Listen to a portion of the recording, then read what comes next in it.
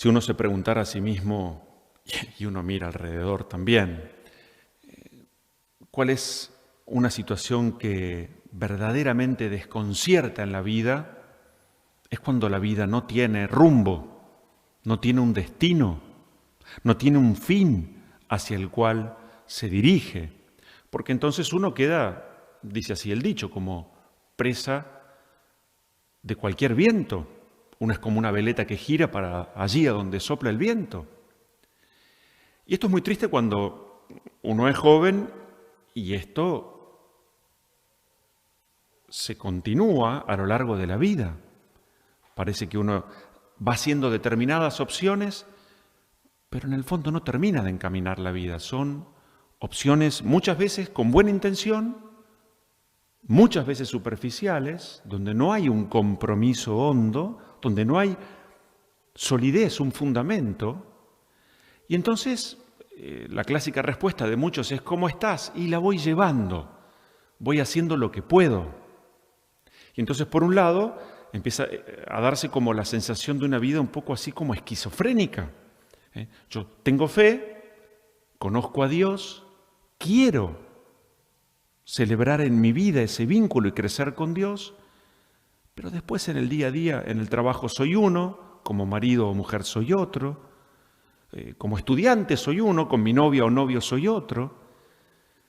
Y eso es a veces porque falta una verdadera orientación, falta compromiso, falta conocer lo que en este caso Jesús nos propone, porque ponemos aquello que Jesús nos propone a la misma altura que nos propone cualquier persona en este mundo. Entonces, cuando no hay una verdadera orientación, insisto, cometemos muchos errores, nos lastimamos y sobre todo confundimos a los demás. Y esto es muy triste cuando, por ejemplo, padre y madre que tienen fe, que quieren vivir su fe, a veces no saben dónde situarse para no estar lejos de sus hijos, no quieren perder esa cercanía, esa proximidad, y entonces empiezan a ceder en interpretaciones contemporáneas. Quiero decir, estamos recorriendo en este tiempo el Evangelio de Mateo. Cuando San Mateo escribe las páginas del Evangelio, los cristianos estaban sufriendo una gran persecución. Y por supuesto, tenían miedo.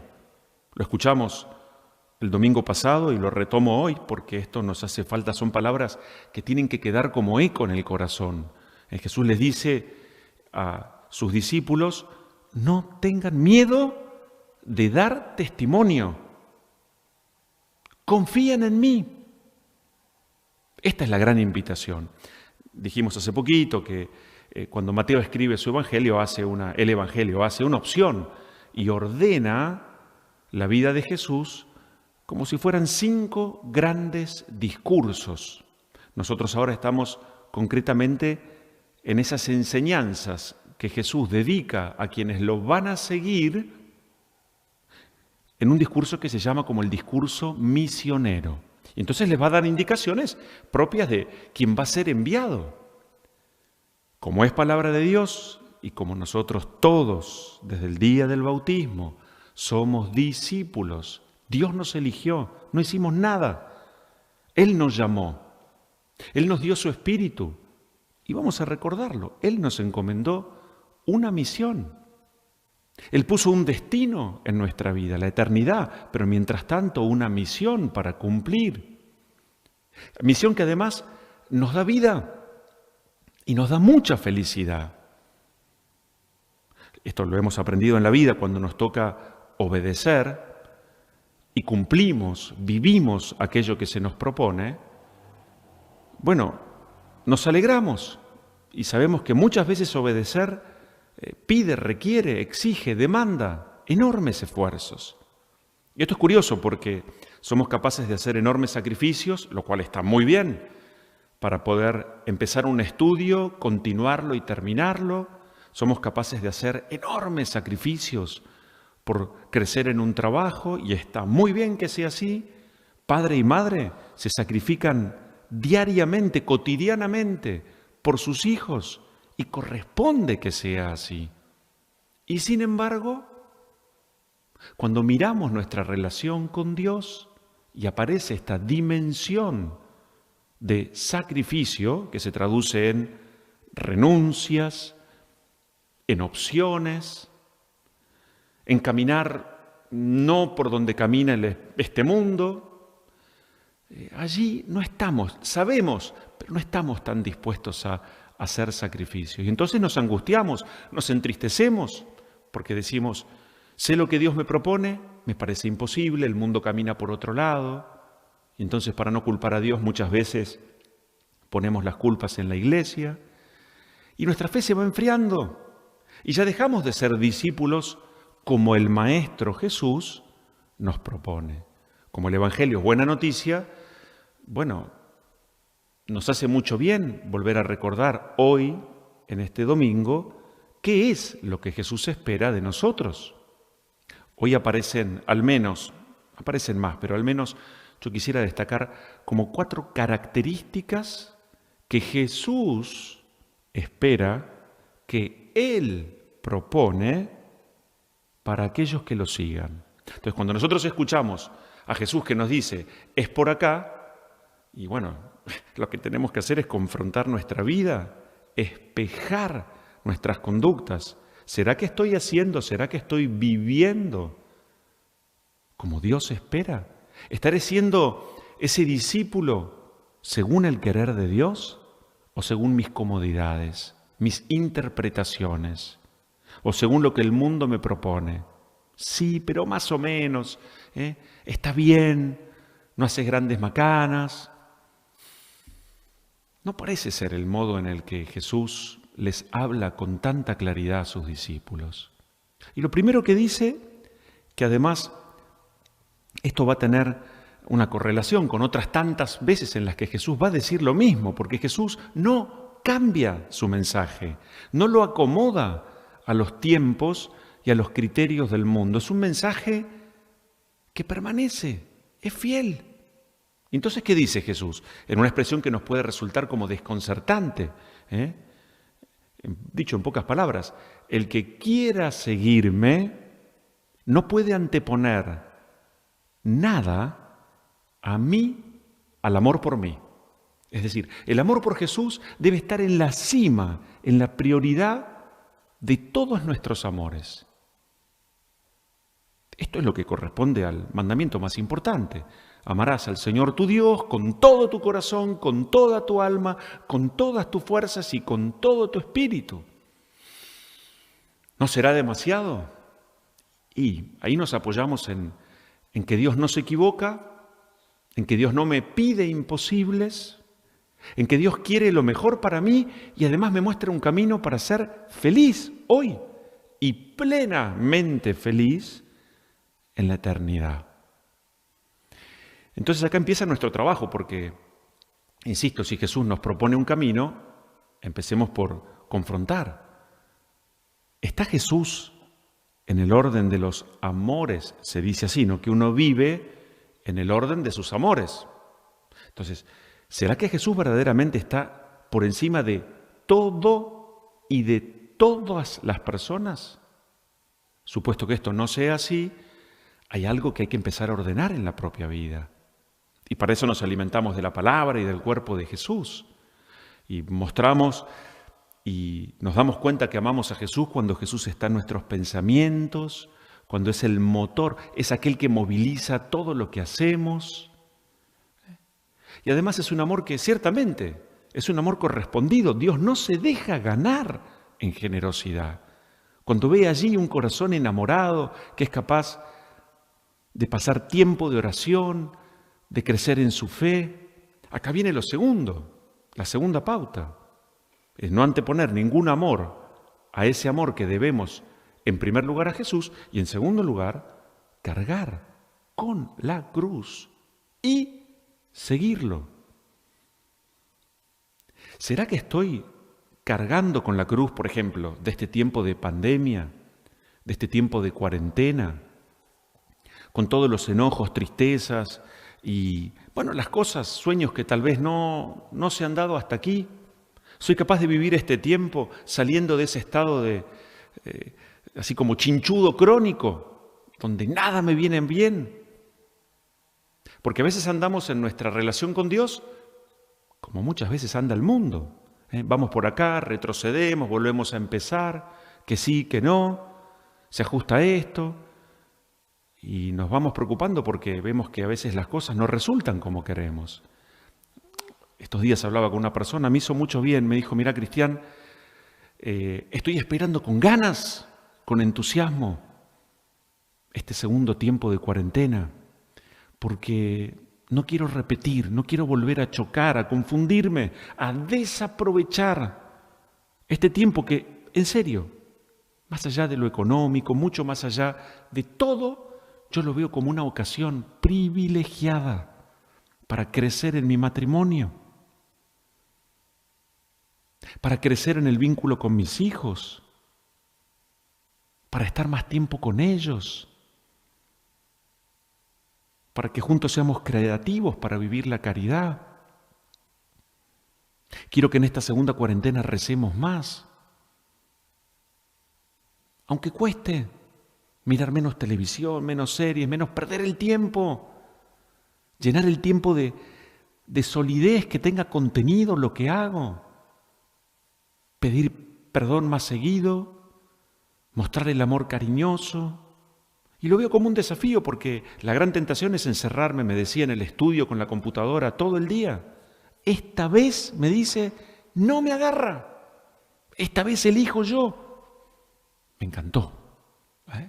Tiene bien en claro. Estoy convencido, me decía, que esto es lo que Dios en este momento de mi vida me pide. Menos queja, menos enojo, menos susto generalizado. Yo no le puedo hacer perder la calma y la paz al mundo con mis preocupaciones. Todos las tenemos. Entonces quiero invertir lo mejor de mi tiempo, no solamente en mirar y escuchar a Dios, sino en vivir como Él me lo propone. Jesús avanza y les dice a los discípulos, además de no anteponer nada a ese amor primero por Él, además de cargar la cruz todos los días, va a dar un paso más y va a decir, reciban, va a hablar de la hospitalidad a la que hace referencia la primera lectura con este texto que escuchamos allí con el protagonista Eliseo, como es tan bien recibido por ese matrimonio, con tanto cariño y con tanta simpleza a la vez, como lo dice Jesús, ¿no? El que dé de beber un vaso de agua, recibiendo a uno de estos mis enviados, no quedará sin recompensa. Recibir, hospedar. Uno podría preguntarse esto de la hospitalidad en tiempos de encierro, ¿cómo es? Bueno, no hay que hacer mucha magia, verdaderamente. Tenemos que, en primer lugar, la palabra hospitalidad quiere decir recibir como invitado, huésped al otro. Recibirlo dándole prioridad, haciéndole lugar y haciéndole espacio. Vamos a decirlo así, Jesús quiere ser ese huésped, en primer lugar en el corazón. Pero ese Jesús a quien nuestros ojos no ven, lo sabemos, Jesús se hace presente en ese prójimo a quien sí vemos, el que toca la puerta, el timbre, el que nos molesta porque toca en un horario en el que estamos descansando, o porque es tarde, o porque tenemos miedo de que nos contagie. Y entonces no somos capaces no solamente a veces de compartir algo, sino que lo hacemos displicentemente, con poco cariño, sin entrar en diálogo con las personas. Esta semana tocó el timbre en casa una persona y me dice, hola padre, sí, ¿puedo hablar un ratito?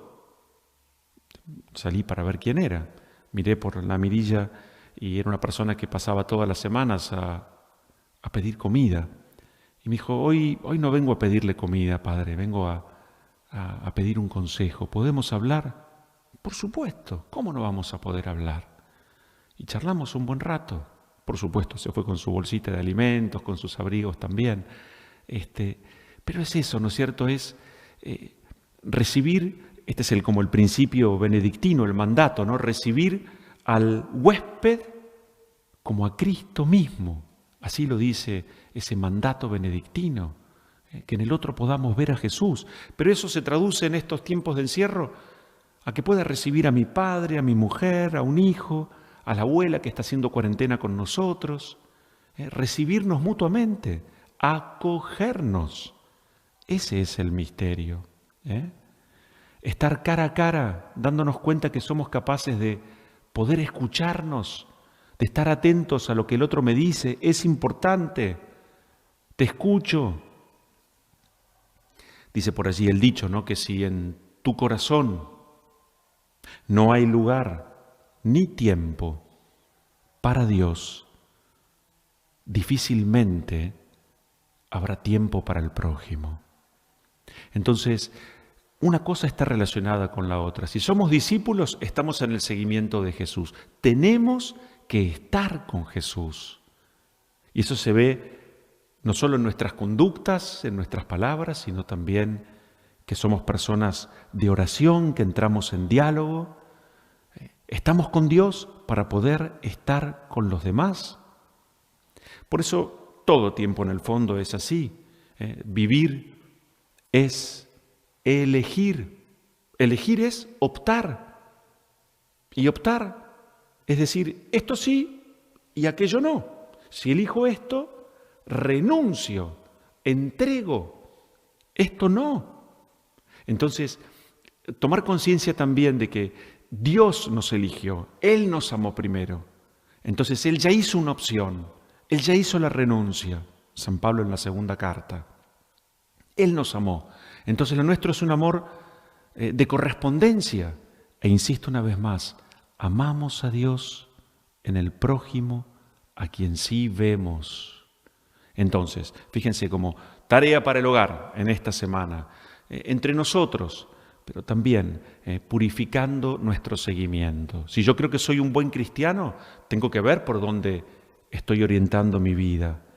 Y orientaré mejor mi vida en la medida que escuche, que conozca, que ame y que me comprometa con el querer de Dios manifestado en Jesús. ¿Será que por encima de todos los amores está mi amor a Jesús?